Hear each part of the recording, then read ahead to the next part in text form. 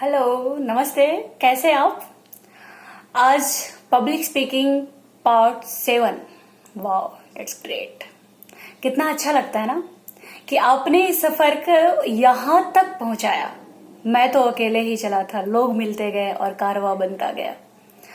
दोस्तों, सबसे पहले तो पार्ट 6 के लिए बहुत सारे ओपिनियंस मिले, लेकिन मैं एक बात आपसे शेयर करना चाहती हूँ कि ऐसा होता है ना कि कोई काम हमने सिर्फ हमें आनंद आ रहा है, हम मजे ले रहे हैं और हम काम कर रहे हैं, फिर हमें तो यही लगता है कि हम अपना बेस्ट दे रहे हैं, लेकिन क्या सच में वो बेस्ट रहता है? क्या सच में वो समाज के लिए भी उपयोगी रहता है? किसी हिंदी कवि ने लिखा था कि केवल मनोरंजन न कवि का कर्म होना चाहिए, उसमें समाज उपयोग का भी कुछ तथ्य होना चाहिए। तो मैं डेफिनेटली इस लाइन से अग्री करती हूँ। तो ये कैसे साबित होगा कि ये सच में समाज के लिए उपयोगी है? सच में पब्लिक स्पीकिंग के लिए या भाषा के लिए उच्चारण का जो ढंग हम इस सफर में आपके साथ लेकर जुड़े हैं, जो नजरिया मैं लेकर चल रही हूँ, वो सच में सर्वस्वीकृत है। और वो भी कि वो कैसे पता चलेगा, पहले तो सवाल तो ये है। तो मुझे लगता है कि ये उनके मूल्यांकन से पता चलेगा कि जिस रास्ते में हम अपनी शुरुआत कर रहे हैं, उस रास्ते में वो पीएचडी है नहीं, पीएचडी करवा रहे हैं। ऐसे महानुभावों के मूल्यांकन से अगर आप पसार हुए और सफल हुए उनके नजरिए से, तो हमें लगेगा कि हम सफल हैं। आज सुबह सुबह अर्ली मॉर्निंग मैसेंजर के इनबॉक्स में मुझे doctor Vinod Joshi, well known poet, और उनका परिचय देने की, तो उनका परिचय तो किसी का मोहताज ही नहीं है, बट उनके ओपिनियंस, उनके मैसेजेस मिले and I became so so so happy. So thank you Vinod sir and thanks to everyone. आज उच्चारण के लिए मुझे लगता है कि ये वीडियो आज उच्चारण के लिए अंतिम रखेंगे, और उसके बाद, और हो सके तो आज भी देखती हूँ मैं वीडियो की लेंथ कितनी हो रही है, तो उसके बाद का वीडियो हम वॉइस मॉड्यूलेशन पे करेंगे, आरोह अवरोह पे, और फिर यू आर रेडी टू गो।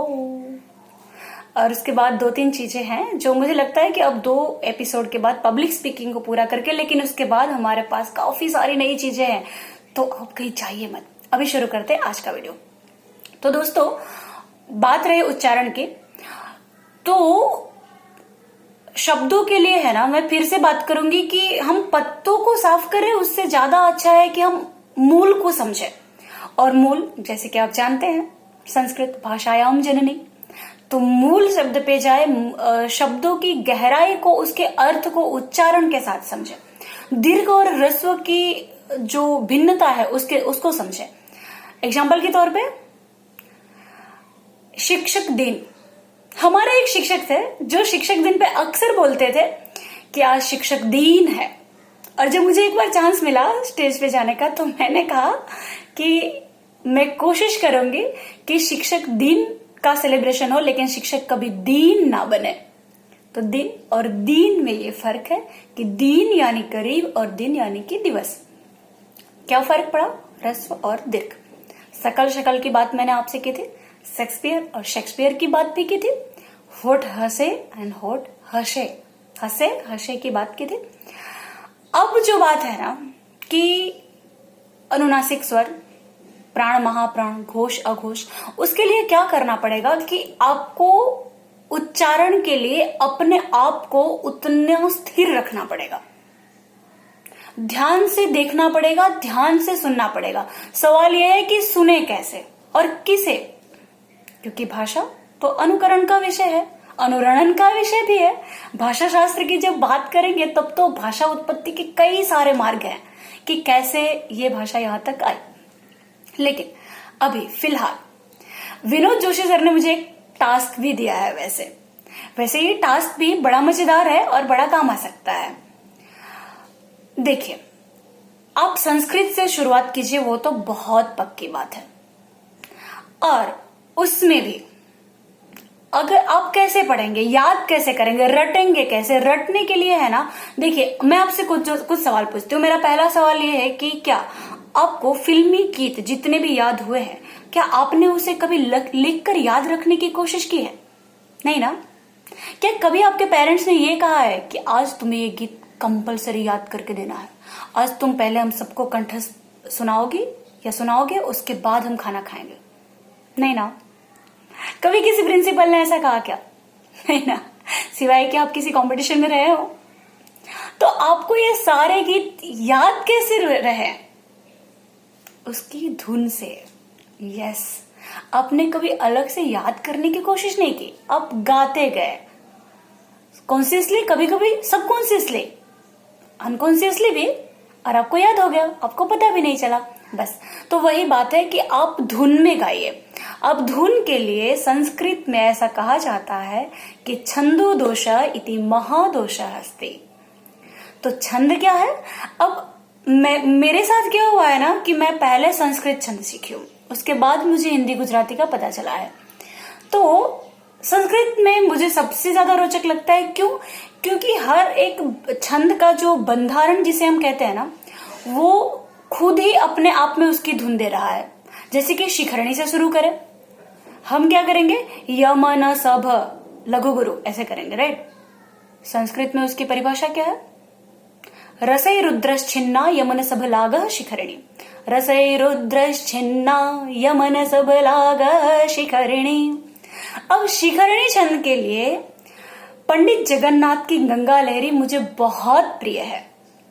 तो मैं पहला श्लोक आपके साथ लेती हूं। श्लोक नहीं होता, श्लोक होता है। स्रोत एंड स्तोत्र दोनों में फर्क है। स्रोत एंड स्तोत्र दोनों में फर्क है। स्तोत्र क्या होता है? स्तुति से स्तोत्र आया है। स्रोत क्या है? सूर्य ऊर्जा का स्रोत है। समझे? यस। तो ये उच्चारण में बहुत अनिवार्य है। एक और मजेदार वाक्य, उसके बाद में श्लोक पे जाती हूँ। देखिए, कभी कभी हम क्या करते हैं, हमें पता ही नहीं रहता है कि हम व्याकरण में क्यों जा रहे हैं। मैं ये वाक्य रचना क्यों ले रही हूँ? क्योंकि जब आप मंच पे जाते हैं, आपको इन चीजों से अनजान रहने का कोई अधिकार नहीं है। तो जब आप कहेंगे कि गांधी जी सज्जन व्यक्ति थे, तो मैं उस वाक्य पे क्रॉस कर दूंगी। क्यों? सत्य जन, सही इंसान। तो फिर आपने वाक्य में व्यक्ति का प्रयोग क्यों किया? है ना? आपने सोचा था कभी? उसी तरह से किसी स्त्री के बारे में आप बहुत ही सन्नारी स्त्री ऐसा करेंगे तो ऑफ कोर्स आप समझ गए।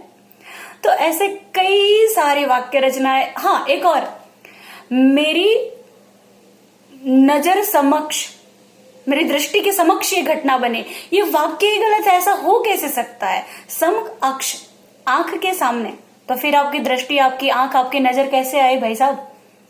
है ना? आप ये गलती मत कीजिएगा, क्योंकि स्टूडेंट्स का अधिकार है सीखना नहीं, सीखना, और उसे सीखना चाहिए, राइट? क्योंकि जब आप किसी निश्चित जगह पे, जहां पे जनता ने आप में विश्वास किया, विश्वास, ये श कौन सा है? तालव्य उसमें जुड़ा है विश्वास में, और अंतिम जो है स, वो दंत्य स है, राइट? तो उसके साथ पहला, इसमें भी स है, दंत्य स, काफी सारे। गंगा लहरी, पंडित जगन्नाथ। पहला श्लोक देखिए। समृद्धं सौभाग्यं सकल वसुधाया किमपि तन् महेश्वर्यं लीला जनित जगतः खंड परशो श्रुतीनां सर्वस्वं सुकृतमथ मूर्तं सुमनसां सुधा सौंदर्यं ते सलिलम शिवम नः शमयतु। और मुझे जो श्लोक टास्क में उन्होंने दिया है ना, वो है श्लोक नंबर 38। Let's go. 38 श्लोक। तो ये रहा, मैंने पीडीएफ फाइल डाउनलोड की है। प्रदोषांतर नृत्य पुरमथन लीलो धृट जटा तटा भोग प्रेंखल लहरी भुज संतान विदुति बिलक्रोड क्रीड जलड मरुतंटांकार सुभग स्थिरोद्धत्तां तापम त्रिदश तटिनी तांडव विधि। ये है रसै रुद्रश्छिन्ना यमन सभलागः शिखरिणी। अब ऐसे है ना, हर एक के छंद है। गुजराती गजल हो या हिंदी रचना हो, आप किसी को भी उसकी धुन पर ले जाइए और उसे अपने आप में पहले 4-5 बार देखिए। और फिर अपने लय में लीजिए, लेकिन संस्कृत के साथ तो बिल्कुल भी छेड़खानी मत कीजिएगा।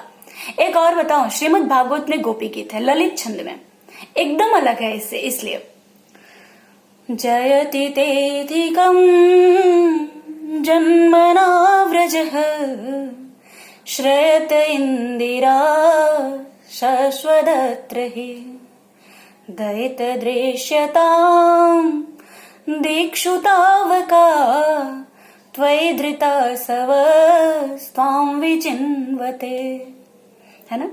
तो संस्कृत के साथ शुरू कीजिए, और उसके बाद अगर आपने संस्कृत में अपने आप को थोड़ा भी अंदर ले लिया, थोड़ी भी आपने अपने पैर टिका लिए, तो आप अंगद के पाँव की तरह आपके पाँव की मजबूती, उच्चारण पर आपकी पकड़ इतनी अच्छी हो जाएगी कि और किसी भाषा में आपको ज्यादा मेहनत नहीं करनी पड़ेगी। तो उच्चारण शुद्धि यहाँ पे हम कंप्लीट करते हैं। अगले वीडियो में देखेंगे वॉइस मॉड्यूलेशन, आरोह अवरोह के साथ क्या फर्क पड़ता है, क्या अर्थ बदलता है। तब तक के लिए टेक केयर, और लॉकडाउन में अपना होमवर्क करना मत भूलिएगा। Thank you, bye bye.